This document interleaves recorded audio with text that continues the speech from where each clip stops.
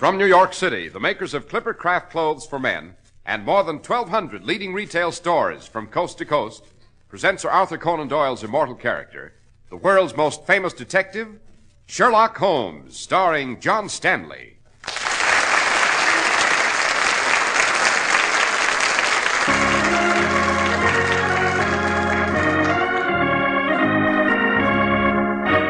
This week's story, The Adventure of Dr. Winthrops' Notorious Carriage. Are you accusing your husband, Mrs. Winthrop? My husband's lost his love for me, Mr. Holmes. He's betrayed me. I have no reason to defend him. I see. Lately, he's been impossible. He behaves like a sadistic lunatic. Well, we better move quickly, Holmes. Look into this so-called accident. Yes, Watson. But we must move cautiously if we value our own lives. For this is an elusive killer we seek, of great talent. A talent for slaughter, in a sudden and completely unexpected way.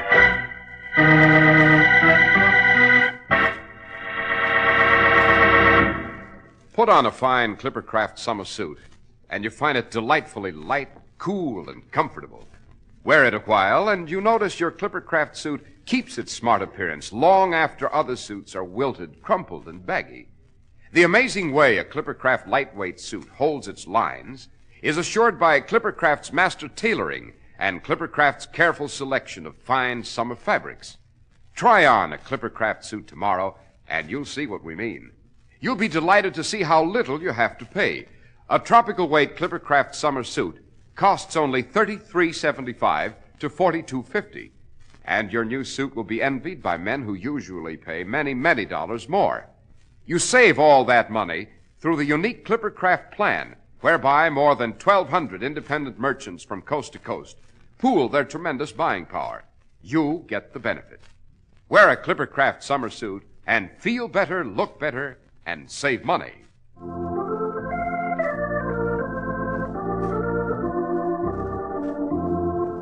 Well, Dr. Watson, who rode in Dr. Winthrop's Notorious Carriage?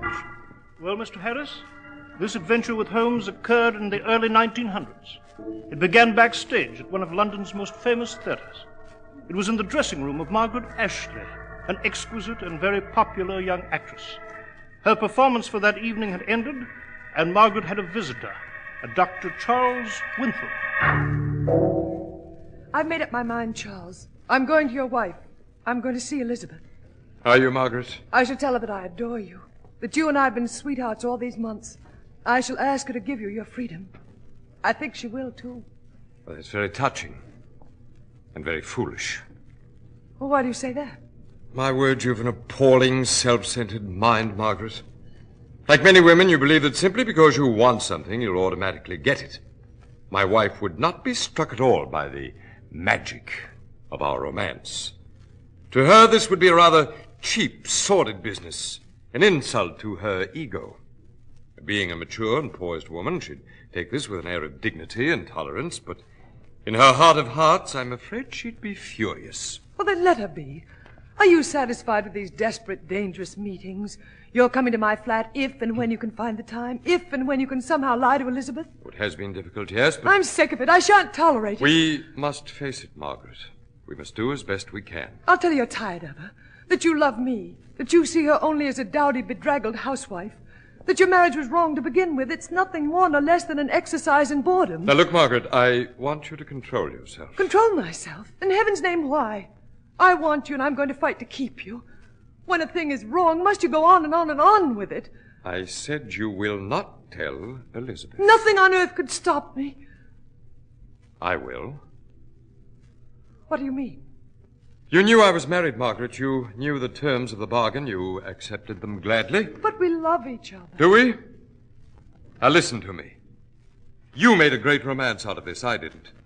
You wanted to believe I was in love with you, that I couldn't live without you, simply to please yourself, to cover up the truth. What truth? That this has all been just a lark for me. That I was attracted to you because you're very beautiful, and that's all.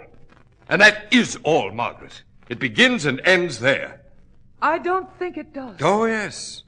It's taken years for me to become a reputable physician, Margaret. It's taken every ounce of strength and every moment of time I had to achieve a position in my profession and in society. I've a well-ordered household. I've a decent, honest wife who who loves me. You're not going to place a bomb under that structure. Oh, yes, I am, Charles. Now that you've told me how you really feel, I'll give you a taste of my vengeance. I'll wreck your home and your life, and I don't think for one moment that I can. You'll do nothing of the sort. And do you know why? Do you know why you won't say a word to my wife? Go on. Tell me. Because if you do, I'll kill you. He'll never do that. You could never get away with it. You underestimate me, Margaret. I haven't an ordinary mind. I've a way. A wonderful way. Remember that. And remember, if you go to Elizabeth, I'll murder you.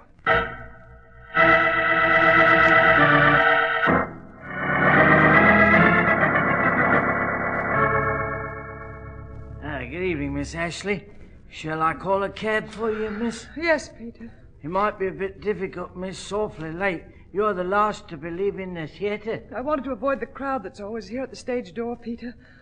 I'm exhausted. I couldn't possibly write an autograph or smile at anyone. Your gentleman caller hasn't been here in a few days, eh, miss? No, he hasn't. That's such a fine gentleman. I certainly miss those tips of his, I do. The cab, Peter, please, please. I hear a carriage coming now, miss. Perhaps it's a cab.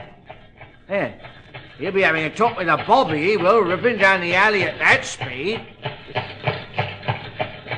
Look out, miss! He's driving right at you! He's knocked her down! Stop! Come back here, you! Stop! Stop! Oh, he's killed her. He's killed her.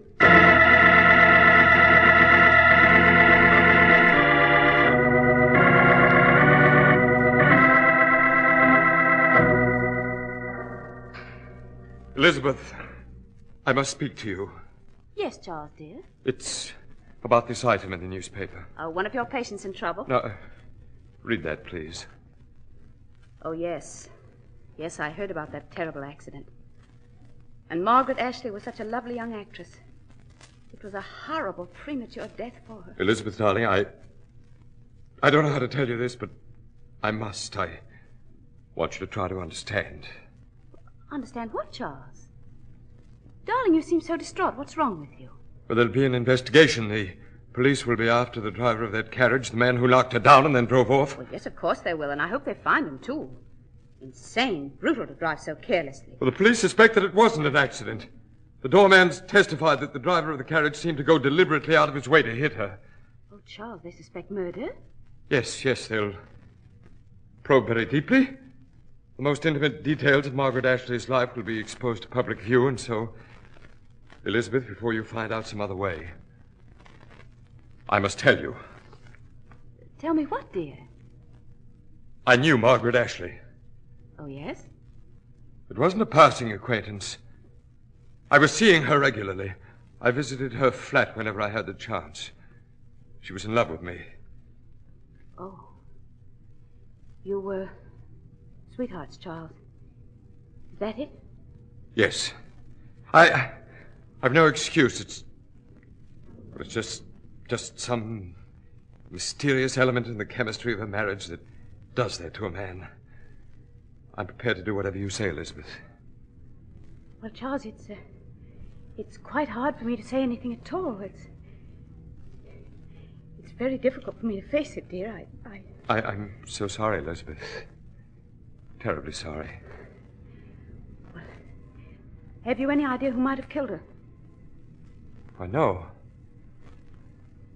Charles. Yes? Charles, did you kill Margaret Ashley?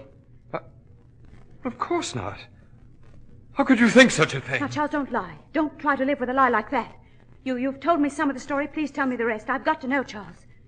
Please, did you kill her? Did you drive the carriage that awful night? No. No, I did not.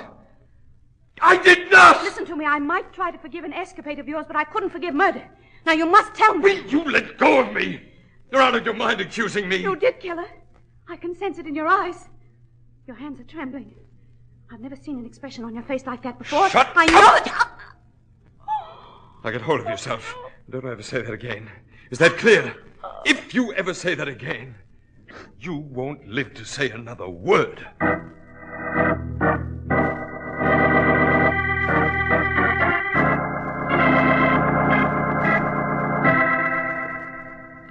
I had to tell you my story, Mr. Holmes. I quite understand, Mrs. Winthrop. My husband has lost his love for me. He's betrayed me. I have no reason to defend him. And lately he's been impossible. He behaves like a sadistic lunatic. Why haven't you told the police, Mrs. Winthrop? Because, Dr. Watson, I have no formal charge to make. I can't prove a thing. It's just my instinct. I feel that he killed that poor girl, and I will not harbor a killer. I need your help, Mr. Holmes. Well, the circumstances of the accident, Mrs. Winthrop, make it almost impossible to prove willful homicide. Where does your husband say he was on the evening of Margaret Ashley's death? He'd had a call, an emergency, quite far out of town. He claims that he left the carriage at home and took a cab. He was too tired to drive himself. He claims that when he reached the address given him, there was no such place. So he came home again. Oh, it's very flimsy. Did he give you the name of the patient who'd called him on this wild goose chase? Perkins. Mrs. Thomas Perkins. I did some investigating on my own. I telephoned every Thomas Perkins in the directory. None of them ever heard of Dr. Winthrop. Did your husband mention this supposed patient who vanished? Not a word. But, Mr. Holmes, you must find the evidence quickly. He knows I suspect him, and I'm afraid of what he might do. I shall move as quickly as possible, Mrs. Winthrop. Come, Watson, we shall speak first with Peter, the doorman, the witness to the accident. I'm ready, Holmes. We shall move very cautiously, Watson, if we value our own lives. For this is an elusive murderer of great talent. A talent for slaughter in a sudden and surprising way.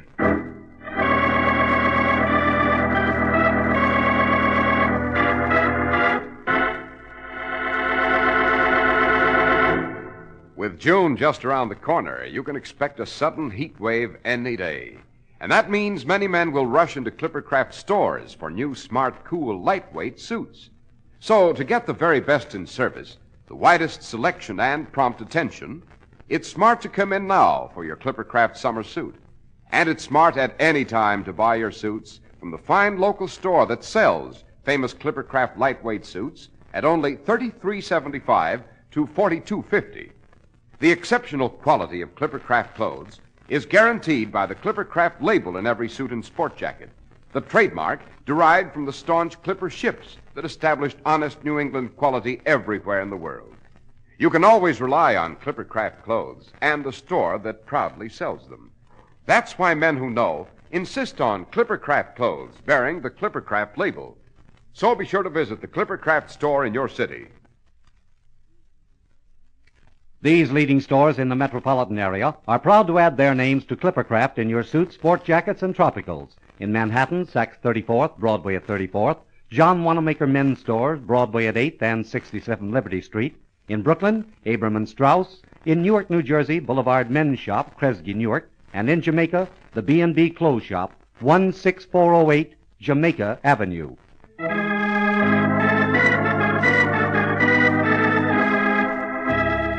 Dr. Watson, you and Mr. Holmes were racing to speak with Peter, the doorman, backstage of the theater where Margaret Ashley died. Yes, Mr. Harris. The enchanting Margaret was killed by a passing carriage. That night, Holmes and I stood in the dark, twisted alley by the stage door, under a pale moon, talking with the doorman. You say, Peter, you had a glimpse of the driver of that carriage? Yes, Mr. Holmes, I did. He was wearing an eye hat and a cape. The cape was purple. I could see it flying in the wind. Did you see his face? No, it was too dark, and he passed like fury. Did you recognize the carriage? At first, I didn't. You mean that you remember it now? Well, in a way, Dr. Watson. It looked to me like... Well, it isn't very discreet of me, but seeing as this is so serious a matter, it looked to me like the carriage of a certain gentleman what often comes to see Miss Ashley. Oh, you see, Holmes? Do you know the gentleman, Peter? No, I'm sorry, Doctor. He never told me his name. And whenever he stepped out of the carriage, he was carrying orchids for Miss Ashley. And he held them up in front of his face, you see. And he held the cape up, too. A purple cape? Sometimes, Mr. Holmes, yes. He didn't want anyone to recognize him, I guess. It must have been one of those romances what you read about in the papers, you know. Maybe he was a cabinet minister or some high mucky-muck who was in love with Miss Ashley. Yes, quite. Would you know the gentleman were you to see him? Not by his face, Mr. Holmes. That makes it even more difficult, eh, Holmes? More than you would imagine, Watson. Even if the doorman here did recognize our men, that wouldn't prove the accident was deliberate. Peter, after the accident, did you notice anything curious about the body or the street or any of the other circumstances? I found a flower. Fell out of the carriage. An orchid. Well, again, an indication of our man. I say it's him, all right. Except I don't like to send a man to the gallows just on my say-so. No. Thank you, Peter. You've been rather helpful. Well, where to now, Holmes? Every florist in the district, Watson. We have the rope. We must now draw the noose tighter and tighter.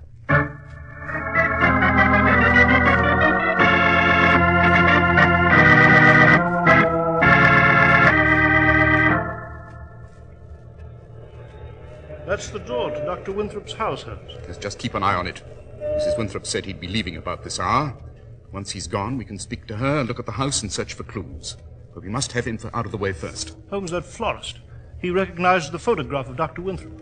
Said he always bought flowers there. But he wasn't there on the night of Margaret Ashley's death. You seem very impressed, Holmes. Confounded why? Shh. Look, Watson, there he goes. He's leaving his wife now. See? Yeah, as he's going down the street. She's waving goodbye to him from the doorway. Attractive blonde, isn't she? Why should he lose interest in her for the sake of that actress?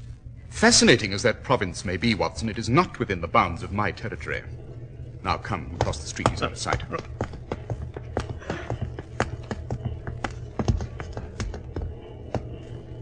All right, I'll ring Holmes.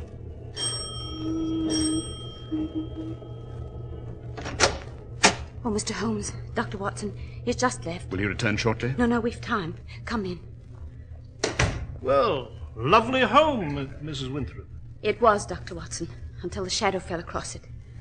But I've been living in this house with a man I know is a murderer. That is your husband's consulting room, Mrs. Winthrop? Oh, yes. Yes, he does all his work down here. The drawing room and the bedrooms are upstairs. Maybe go up? Yes, certainly. But, Mr. Holmes, you must find the evidence. I can't stand it. I'm so afraid all the time. He's going to kill me, too, you know. I saw him alone in his office last night. He didn't know that I could see him in the mirror. He'd a scalpel in his hand, and he was fingering it like... Oh. Then there's another thing. The night before, we took the underground to go to the theater. I was on the edge of the platform. I realized it just in time. He was standing directly close behind me. He could easily have pushed me in front of the train. Then there are poisons here in this cabinet. He opened the cabinet just before he left. He must have stood gazing at it for a full 5 minutes. He'd never done that before, Mr. Holmes. Calmly, Mrs. Winthrop, calmly. Come along, Watson. We shall search every inch of these quarters.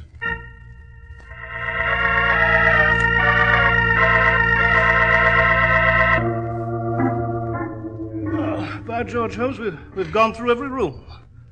No letters from Miss Ashley, nothing at all here. Not a scrap of evidence. Mrs. Winthrop, in which wardrobe does your husband keep his clothes? Oh, here, Mr. Holmes. But you'd better hurry. This has taken a great deal of time, and he may be back soon. Looking for the outfit he wore the night he drove the carriage, Holmes? Aha! The purple cape, trousers, double-breasted jacket to match, and on this shelf, a high silk hat. Oh, please be careful. I never touch his things. If he suspects that anyone's been in his wardrobe, he'll have another one of his fits. I see. Well, I believe this concludes the search, Mrs. Winthrop. Yes, but have you found anything? We'll discuss it downstairs, then we can slip out of the back door. Yes. Well, yes. Holmes, should we risk Mrs. Winthrop's life again for another night? Wouldn't you advise her to leave on some pretense until you have the facts that you want? I have the facts, Watson. Really? Facts which prove I killed Margaret Ashley? Dr. Winthrop. Charles, I didn't hear you come in. I came in very quietly through the front door, Elizabeth. I heard voices upstairs. I kept very still and waited for you. You scheming, conniving... My arm! You break my arm! I just want to keep you close to me, that's all. If you move, Mr. Holmes or Dr. Watson, I'll take this scalpel I have in my other hand, and I'll drive it into my wife's back. Charles, please listen to me. It won't help to kill me. Mr. Holmes will see that you die for it because he knows now. You sent for him, didn't you? You wouldn't believe my story. I'd like to kill you slowly, Elizabeth. You should suffer a bit. Need strokes of the scalpel to cause unbearable pain. But a slow death, the same slow death you've given me with your suspicion, your accusations. Killing your wife now would accomplish nothing, Dr. Winthrop. It would to me. I don't care about the consequences. I said killing your wife would not be necessary, Dr. Winthrop. His Majesty's hangman will do that. What? I said His Majesty's hangman will do that. Well, I don't know what you mean. He dropped his scalpel. Watson, quickly pick it up. Yes, I have it, Holmes. I wanted to be sure you didn't pick it up, Mrs. Winthrop. Since you drove Dr. Winthrop's notorious carriage, since you killed Margaret Ashley. I did? Mr. Holmes, that's preposterous. Bolt the door, Watson, and guard it well. Yes, right. Elizabeth, my wife killed Margaret? Precisely, Doctor. When Watson and I visited the florist where you regularly purchased orchids for Margaret, he told us that you hadn't been in his shop on the night of her death. It struck me as odd. Perhaps you purchased the orchids elsewhere, eh? Of course, Holmes, that doesn't prove... One moment, Watson. The driver of the carriage dropped an orchid on the cobblestones of the alley. The doorman told us that. Would a man stop to purchase orchids for Miss Ashley when he knew he wouldn't see her, but intended to run her down with the carriage? Definitely not. But you accused me. Exactly. Who else would have borrowed your husband's carriage? In the bedroom, you told us that you never touched your husband's things. But you had, Mrs. Winthrop. You're guessing, Mr. Holmes. You're unable to prove one iota. Your husband's purple cape, identified by the doorman, was draped over his double-breasted jacket. The jacket was neatly buttoned. You see, it was buttoned, Mrs. Winthrop, to the left, not to the right, the way a woman wears such a jacket. Elizabeth. You are a blonde, Mrs. Winthrop, and in the lining of your husband's high silk hat, I noticed a long blonde hair. Jove, Holmes. You called your husband that night, Mrs. Winthrop, to get him out of the house. You were the non-existent Mrs. Thomas Perkins. You gave him a false address far on the outskirts of London. Then you put him into a cab, convincing him that he was too tired to drive himself. You put on his clothes. You took his carriage. You purchased orchids. You killed Margaret Ashley, being careful to make the cape very conspicuous and to drop an orchid, so that the doorman's testimony would indict Charles. You're quite right, Mr. Holmes. She wasn't satisfied with Margaret's death. She wanted to see me die, too, to hang for the murder. Yes, she painted a vivid portrait of you as a murderer, Dr. Winthrop. Remember, Watson? The underground, the medicine cabinet, all lies. And Elizabeth, you knew all along about Margaret. For months, Charles. It just took a bit of time to plan my vengeance on both of you. Well, call the yard, Watson. Come and fetch a prisoner. Now, my dear Mrs. Winthrop, I observed to you once that proving this was willful homicide was almost impossible. I should have added that nothing short of genius could accomplish it.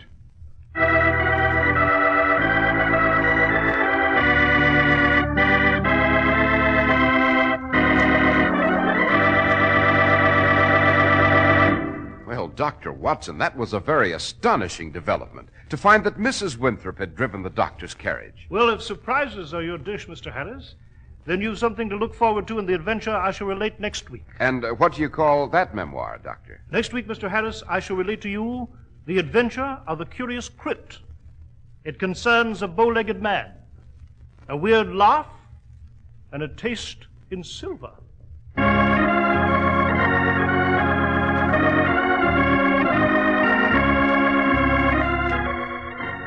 The makers of Clippercraft clothes and more than 1,200 stores from coast to coast have brought you another in the new series of broadcasts featuring the world's most famous detective, Sherlock Holmes.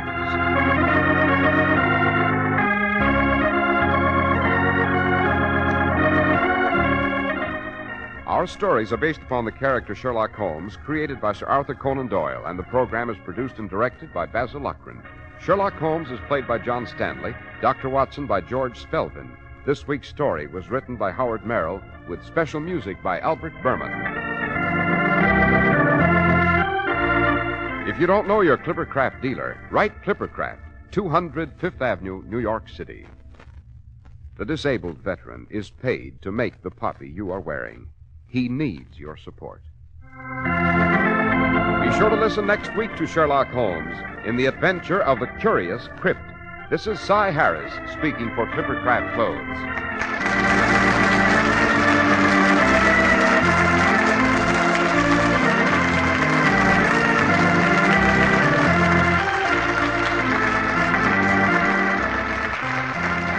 This is the Mutual Broadcasting System.